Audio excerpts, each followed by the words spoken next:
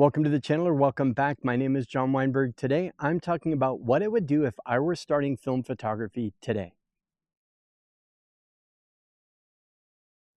So I'm going to talk about the three things that I choose for my film photography. One is my camera, Nikon FE2. Next is a lens. I have a Nikkor 50mm f1.8. And then third, you need some film. And that film's going to change depending on the situation. And we'll talk about that.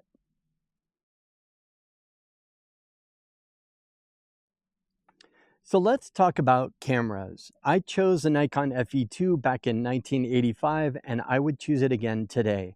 It is a tank, and it is still working perfectly after all these years. You want to stay away from electronics when it comes to film cameras. That's my own personal opinion. Different opinions may vary, and I get that. But the reason for that is the mechanics can be repaired fairly easily, but the electronics are what wear out over time. And I really want to avoid electronics in my film cameras, and that's a personal choice. There is a light meter in this camera, and I make sure to remove the battery if I'm not using it for a while, and keeping that spot where the battery goes clean, checking for corrosion, and I clean that out on a regular basis, as that's the only electronics within this camera. Manual settings, having that shutter speed that's manual, the aperture, we'll talk about lenses in a little bit. You have ISO and you have exposure compensation across the top. There are a lot of cameras out there that are very similar. You've got the Canon AE1, you've got the Nikon FE or FM series, you've got Pentax, Minolta. There are a lot of other camera brands that do have very similar models that came out around the 80s and early 90s, but I'll let you check those out. You can purchase these from somewhere that you trust. At least that's what I do. I go to either B&H, KEH, MPB, a reputable dealer that is going to test the camera and try it out, making sure that it actually works before they sell it to you.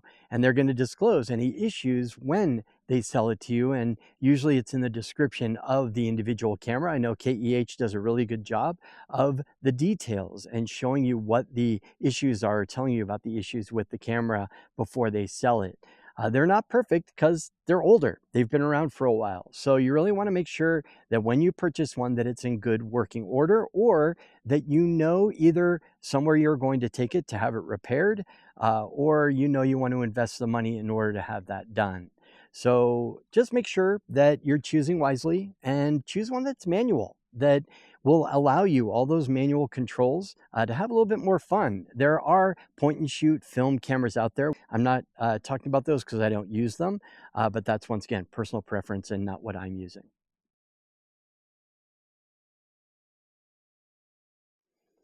So let's talk about lenses. Would I still choose this 50mm f1.8 Nikkor lens? And the answer is yes.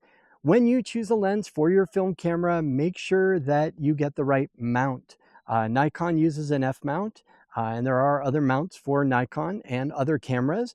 There are adapters that can adapt a lot of different lenses to different camera bodies. Just make sure that whatever you invest in is going to actually work on the camera you choose. The 50mm is an amazing focal length, and you can find a ton of videos on the Nifty 50 is what some people call it. I love 50mm. It's what I learned on, and I would definitely recommend that for anybody that's starting film photography. Get used to that 50mm and then think about other possibilities. I'm looking at Voigtlander. The manual lenses from Voigtlander are fantastic. I have them on my Leica camera, or I may get an M mount adapter for this Nikon FE2 in the near future to be able to swap out those lenses. So yeah, 50mm f1.8 Nikkor lens, just a great choice.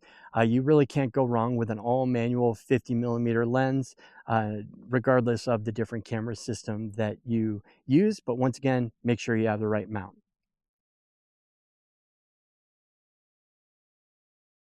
So let's talk about film. Film, there are so many different film stocks out there. My go-tos are Portra 400 Kodak for my color work, and for black and white, Tri-X. I love those, and it took me years to land on those.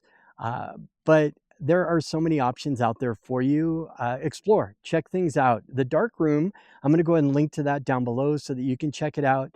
Has a profile for all the different film stocks so that you can actually see what they look like and make sure you pick something that works for you, that you like. But what I recommend is buying 4 rolls of it. Put it through your camera just to make sure that everything is working right to begin with.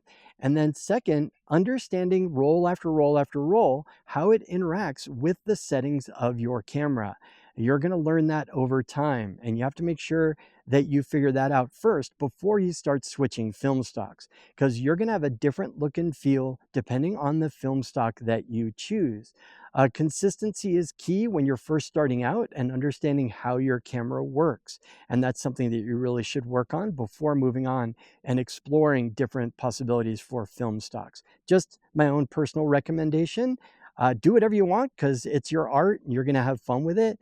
But if you want to learn and grow in your film photography, it's being consistent, doing those things over time to learn how your equipment is actually working with those different possibilities. So with film, I want to add on the ISO. One thing I forgot to talk about was the ISO. So I shoot with 400 predominantly.